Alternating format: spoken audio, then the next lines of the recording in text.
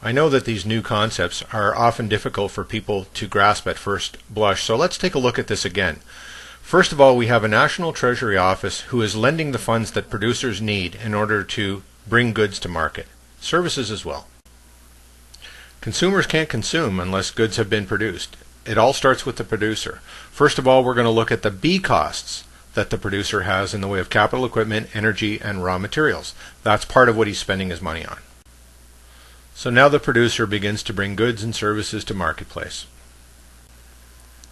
We know that we have a gap in purchasing power, so the National Treasury issues a national dividend to each consumer in the marketplace.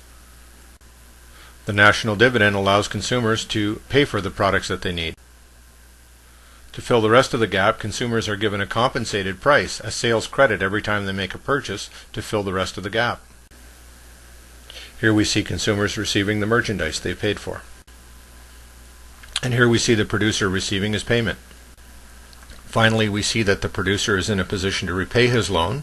All of the money that had been issued by the Treasury Office as compensated price and national dividend has now been returned to the producer through the settlement of price mechanism, and we have neither inflation nor deflation. All of the currency that was issued has now been settled and the economy is in complete balance. Let's review again the pump's basic concepts. So consider this. The true purpose of production is what? Is it to make money? No, that is just a secondary consideration. The true purpose of production is consumption. The basic premise of the wealth pump is that for every dollar that we pump to producers, we need to ensure that adequate dollars have been pumped to consumers so that the gap can be filled. Because producers pay wages that help to meet the price, not as much money needs to be pumped to consumers as has been given to producers in the first place in order to keep the system in balance. Finally, in order to ensure price stability, we need to measure the economic activity of our producers with accounting and reporting systems, similar to what we already do today, but with a different emphasis upon our accounting systems. Finally, we need to consider the impact of government. We saw earlier that government would issue services and benefits, but they would tax us and remove purchasing power. How does that fit into the entire picture? Well, in the context of a wealth pump, the government is just another producer-consumer. Let's have a closer look. We can see here that we have on the left, we have the producers' prices and consumers, just as our previous illustrations, but we also look at government and consumers as taxpayers and the National Credit Office. We still have producers borrowing the capital they need in order to bring the government's goods and services to market. But government as a producer needs the means to pay for these expenditures, so they borrow the money from the National Credit Office as well. The money that government spends on its goods and services are its B costs. And the money that it pays civil servants are its A costs. The civil servants are themselves consumers, and they of course spend to meet prices in the marketplace as well. Now all of these goods and services need to be paid for by consumers, so the government needs to set a price on all of these services, and of course that price will be a price that will be apportioned to each citizen equally. The Treasury Office will give the apportioned amount to each consumer as taxpayers so that they're able to actually pay their tax bill. Those taxpayers then remit the payment to government, and thus government's price has been met. So now the government as a producer is in a position that it can retire its loans with the National Credit Office, and everything has been restored to balance. And of course, all of the money spent by both government and its civil servants as consumers have been able to meet the prices of the marketplace so that the funds that they have spent have been returned to the producer. Now that the prices of producers have been met, they are in a position that they can retire their loans with the U.S.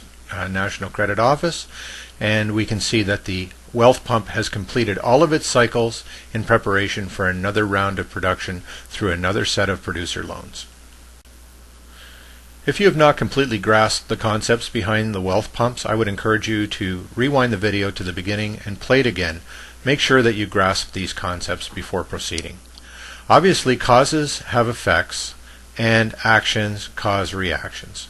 What is the consequence of implementing an economic democracy like this? What will economic democracy do? First and foremost, The wealth pumps proposed will effectively, efficiently, and democratically distribute the goods and services produced by our society to all of its people. It will do it in a way that will eliminate welfare and waste and will allow every man and woman in this country to be able to live in dignity, knowing that they can take care of themselves without having to ask for a handout. It will give us all as consumers stabilized pricing and will forever end the cycle of booms and busts that have plagued the Western societies for the last 300 years since the founding of the Bank of England. This elimination of want and poverty will surely reduce crime and will tend to produce a just and peaceful society. We will finally see a transition from poverty in the land of plenty into prosperity for all in the land of plenty, just as it should be. So how do we get there? What's the plan? If people perish for the lack of knowledge, the first thing we need to do is spread the word. If you're waiting for this to be announced on the 6 o'clock news or read about it as a front rack book at Borders or Kohl's or wherever, you're going to wait an awful long time. This will not be shared by the media because those who are benefiting from this system are like parasites and they will surely do all they can to frustrate us. If the word is to get out, it's going to happen from a grassroots. It's going to happen by you. As Gandhi said, you must be the change you wish to see in the world. The second thing we need to do is passively resist this corrupt system at every possible point. Gandhi also said that non-cooperation with evil is as much a duty as is cooperation with good. Wise words. Gandhi's goal was to drive British troops out of India and to drive their bureaucrats out of their government so that they could achieve home rule and their own government. He said of his people at the time, "We are sunk so low that we fancy that it is our duty and our religion to do what the law lays down. If a man will only realize that it is unmanly to obey laws that are unjust, no man's tyranny will enslave him. This is the key to self-rule or home rule. So long as the superstition that men should obey unjust laws exists, so long will their slavery exist. And a passive resistor alone may remove such a superstition." This is what we're called to do. Wake up, stand up, and step up. And how do you do that? For starters, vote only for economic democracy candidates who stand for the wealth pump. If you don't have any in your ridings, maybe it's time that you offer yourself as a candidate. My friend Jim Condit Jr. is the kind of man who is being the change that he wants to make. He is running on an economic democracy platform and is 100% behind the concept of the wealth pumps. This man is running for Electoral District 8 in Cincinnati for the House of Representatives in 2010, and I would encourage you to follow his lead and be the change that you want to make. You can start by going to our website, economiccures.com, and giving us your email so that we can send you this PowerPoint.